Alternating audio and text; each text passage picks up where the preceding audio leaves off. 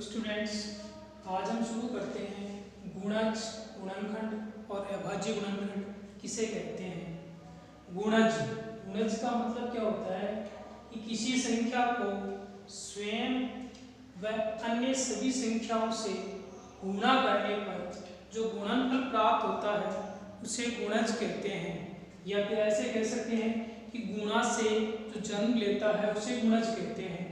जैसे यहाँ पर हमें 8 के गुणज प्राप्त करने हैं, तो 8 को मैं किसी भी संख्या से गुणा करता हूँ तो हमारे पास उसका गुणज प्राप्त होगा। 8 को 1 से गुणा किया तो हमारे पास आ गया 8, 8 को 2 से गुणा किया तो हमारे पास 16 आ गया। इसका मतलब 8 का गुणज 8 होगा, 8 का गुणज 16 भी होगा। 8 को अगर 3 से गुणा करते हैं 8 की 24, ये भी 8 का गुणज होगा। इसी प्रकार से 8 को 8 से गुणा करेंगे 64, ये भी 8 का गुणज हो गया। यदि आपको ये कहा जाए कि 8 के प्रथम 5 गुणज ज्ञात कीजिए तो किस प्रकार से ज्ञात करोगे। 8 को 1 से लेकर 5 तक की संख्याओं से गुणा करेंगे। 8 के प्रथम 5 गुणज हो गए।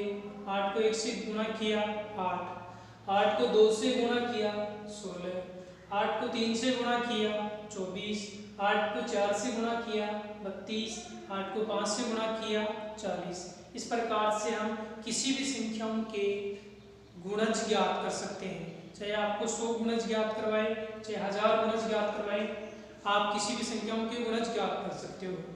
ऐसे गुणनखंड, गुणनखंड का मतलब होता है गुणा के रूप में खंड करना। खंड का मतलब टुकड़े करना। जैसे किसी संख्या के गुणा के रूप में टुकड़े या खंड करना गुणनखंड कहलाता है। कोई भी संख्या है उसका गुणनखंड कैसे किया जाता है। 12 के गुणनखंड हमें ज्ञात करने हैं। 12 के गुणनखंड कैसे ज्ञात करेंगे। जैसे अगर हम 1 को 12 से गुणा करते हैं तो हमारे पास कितना प्राप्त होता है 12। तो इसका मतलब 12 के 2 गुणनखंड हो गए, 1 और 12। ऐसे ही अगर हम 2 को 6 से गुणा करेंगे तो हमारे पास प्राप्त संख्या 12 होगी। इसका मतलब इस 12 के 2 टुकड़े और हो सकते हैं, 2 और 6। ऐसे ही 3 और 4 को अगर गुणा करते हैं तो 12 प्राप्त होता है। इसका मतलब ये 2 टुकड़े और हो सकते हैं। तो 12 के गुणनखंड कितने हो गए, 1, 2, 3, 4, 6 और 12। इसका मतलब क्या है कि जो भी गुणनखंड हम कर रहे हैं उनका भाग जिस संख्या के गुणनखंड कर रहे हैं उसमें पूरा पूरा जाना चाहिए। 12 में 1 का भाग पूरा पूरा जाएगा, 2 का भी पूरा पूरा भाग जाएगा, 3 का भी जाएगा, 4 का भी पूरा पूरा भाग जाएगा, 6 का भी और 12 का भी। इस प्रकार से हम गुणनखंड ज्ञात कर सकते हैं गुणा के रूप में टुकड़े करना। इसमें देखो 2 इसमें इंपॉर्टेंट बात है कि 1 और स्वयं संख्या, 2 संख्या तो हमेशा कोई भी संख्या होती है उसके गुणनखंड हमेशा होंगे। एक तो 1 और एक स्वयं संख्या, ये 2 गुणनखंड सभी संख्याओं के होते हैं। चाहे आप भाज्य संख्या लिख लो, सम संख्या, विषम संख्या, कोई भी संख्या है उनके 2 गुणनखंड तो अवश्य होंगे। एक तो कौन सा, स्वयं वो जो संख्या जिसका गुणनखंड कर रहे हैं, और एक हमेशा 1। और जैसे कोई अभाज्य संख्या लेते हैं तो उस अभाज्य संख्या के केवल 2 ही गुणनखंड होते हैं। एक तो कौन सा, 1, और एक वह स्वयं जो अभाज्य संख्या है। अगली है कि हम अभाज्य गुणनखंड कैसे याद करें। अभाज्य संख्या है तो कोई भी संख्या है उसकी अभाज्य संख्या के रूप में टुकड़े करना अभाज्य गुणनखंड कहलाता है। तो इसकी परिभाषा है कि किसी संख्या के अभाज्य संख्या के गुणा के रूप में टुकड़े करना अभाज्य गुणनखंड कहलाता है। आपको पता है कि जैसे 2 अभाज्य संख्या है, 3 अभाज्य संख्या है, 4 एक भाज्य संख्या होगी, तो 4 के बाद में 5 अभाज्य संख्या, 7 एक अभाज्य संख्या, 11 अभाज्य संख्या। तो यदि आपको किसी भी संख्या के अभाज्य गुणनखंड करने हैं तो आप सबसे पहले छोटी संख्या जो अभाज्य संख्या उसका भाग देंगे। तो आप ये भी कर सकते हो कि सबसे छोटी अभाज्य संख्या कौन सी होती है, 2। तो 2 का अगर आपको जैसे 12 का गुणनखंड ज्ञात करना है अभाज्य गुणनखंड, तो 12 में सबसे पहले किसका भाग देंगे, 2 का भाग देंगे 12 में, तो आ गया 6। फिर यहाँ पर 6 में 2 का भाग फिर से जा रहा है, तो फिर से आप इसमें 2 का भाग दीजिए, तो कितना आ गया 6। 2 में 6 का भाग दिया 3, ये 3 आ गया। 3 में 2 का भाग तो नहीं जाता है, तो 2 के बाद में कौन सी अभाज्य संख्या है 3। 3 में 3 का भाग देंगे, कितनी बार जाएगा 1 बार। और आपको पता लास्ट में जब तक 1 ना बच जाए आप ये प्रक्रिया पूरी करोगे। तो इस प्रकार से हमने क्या किया, 12 के अभाज्य गुणनखंड ज्ञात कर लिए, 2 गुणा 2 गुणा 3 गुणा 1। ऐसे कोई और भी कोई संख्या ले सकते हैं, जैसे यहाँ पर ले ली मैंने 56 के अभाज्य गुणनखंड करने हैं, तो कैसे करोगे। सबसे पहले किस संख्या का भाग जा रहा है, विभाज्यता के नियम हमने पढ़े हैं, उसके अकॉर्डिंग अगर आप इसको करोगे, इकाई का अंश है 2 का भाग जाता है, तो 2 का भाग पहले दीजिए इसमें, क्योंकि सबसे छोटी अभाज्य संख्या कौन सी है 2। 2 का भाग देंगे तो 2 दूनी 4, 1 बच गया, 2 अंटे 16। फिर से 2 का भाग जा रहा है, 2 का भाग दीजिए, 2 1 कम 2, 2 चौके 8। फिर से 2 का भाग जा रहा है, क्योंकि इकाई का अंक 0 2 4 से 8 में से है, यह सम संख्या है। फिर से 2 का भाग देंगे, कितना आ गया 7। अब 7 में अगली जो संख्या है 3 अभाज्य संख्या है, भाग नहीं जाता है, तो फिर अगली संख्या 5 का भाग दीजिए, 5 का भी इसमें नहीं जा रहा है, क्योंकि इकाई का 0 और 5 होना चाहिए। फिर अगली अंक है 7, 7 का भाग इसमें देंगे, तो 7 का भाग 1 बार जाएगा। इस प्रकार से हमने 56 के गुणनखंड ज्ञात कर लिए, 2 गुणा 2 गुणा 2 गुणा 7 गुणा 1। इस प्रकार से हम किसी भी कोई भी चाहे कितनी भी बड़ी संख्या है उसका अभाज्य गुणनखंड ज्ञात कर सकते हैं। सार्वगुणज 2 या 2 से अधिक संख्याओं में ऐसा गुणज जो उन संख्याओं में उपस्थित हो। जैसे यदि आपको ये कहा जाए कि 6 और 8 का सार्वगुणज ज्ञात कीजिए, तो हम क्या करते हैं, सबसे पहले इन दोनों संख्याओं के गुणज ज्ञात करेंगे।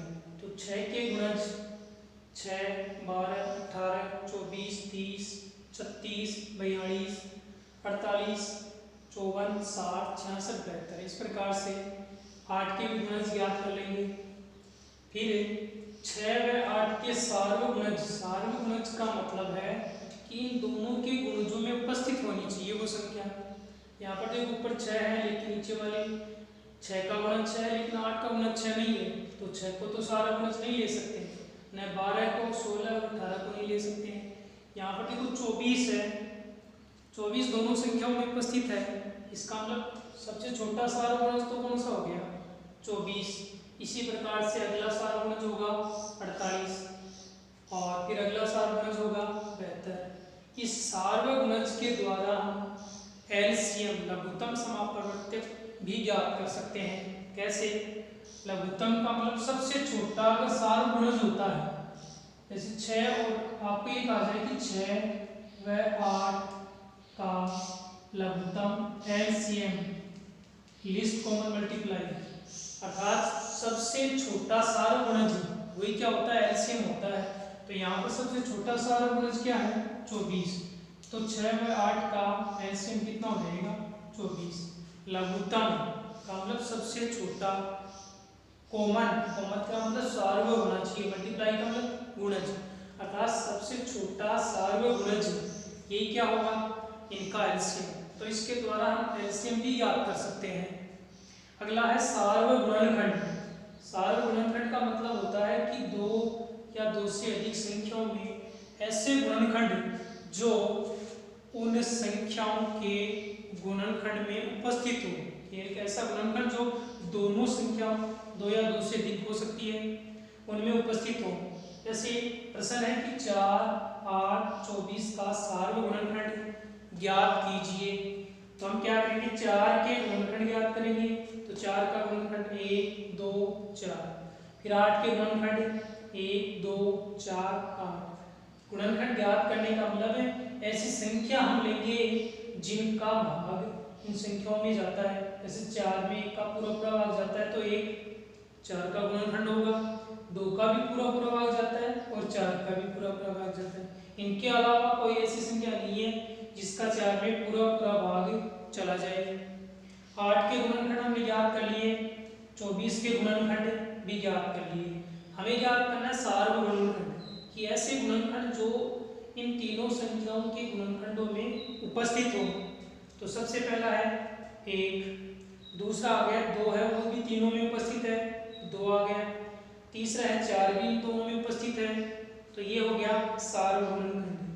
हमारे पास HCF, अगर आपको ये भी कहा जाए कि 4, 8 और 24 का HCF हाईएस्ट कॉमन फैक्टर ज्ञात कीजिए, अर्थात महत्तम समापवर्त्य ज्ञात कीजिए।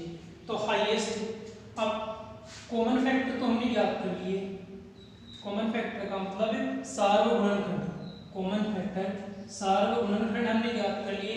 इनमें हाईएस्ट का मतलब सबसे बड़ा कौन सा है? 4, तो इनका एलसीएम ये HCF आ जाएगा 4। इस प्रकार से हम कोई भी संख्या उसका लेस है और मैस है सार्वगुणज और सार्वगुणनखंड विधि द्वारा ज्ञात कर सकते हैं।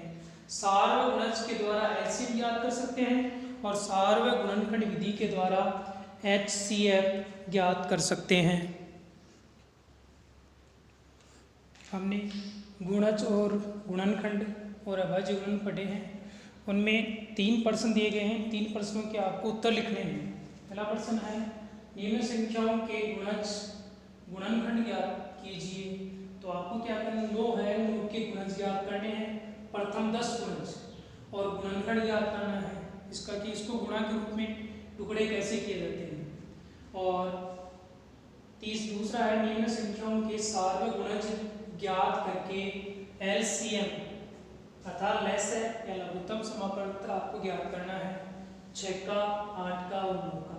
सबसे पहले आप क्या करोगे, सार्वगुणज ज्ञात करोगे, उसके बाद पहले जिसके गुणज ज्ञात करोगे, जिसके सार्वगुणज, और फिर सार्वगुणज में आपको लिस्ट का मतलब छोटा, सबसे छोटा जो गुणज है वो आपको ज्ञात करना है, वही क्या हो जाएगा उसका LCM या लेस।